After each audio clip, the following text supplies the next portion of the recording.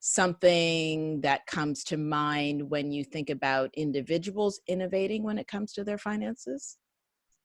Well, one of the things, and it's a sad commentary, but I think one of the things that you tend to see more of when things are challenging, like now, is that the people who were doing well and didn't need to really pay attention to their money are realizing now that they should have been paying attention to their money. And so when things are going well and you're doing well, it can kind of create a false sense of everything is all squared away. Like you don't have any leaks, there aren't any opportunities that you're overlooking, like everything is good. And maybe they are, but oftentimes what happens is when we have moments like this is when people begin to discover the fractures in their financial foundation. And then what do they need to do to begin to shore themselves up? But one thing I want to say is if anybody is listening and they're feeling bad and they're like, oh my God, I should have done X and I should have done Y, please stop. Because there's just no way we could have predicted that this would have happened. It would have been of this magnitude.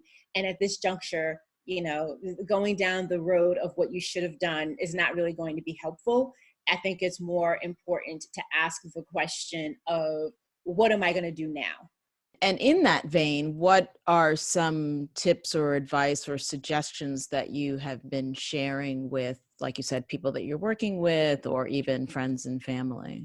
One person, a client actually reached out and said, I need an extra session because I'm freaking out and I don't know if I have enough. And enough is really abstract. So the way that I backed into helping this person get to a little bit more firm footing is by asking them to do a couple of things. One, take a look at their last 6 months of expenses, and then also compare January to March of 2019 to January to March of 2020. And kind of just take a look at what's been going on the last 6 months, what happened this same time period last year relative to this year.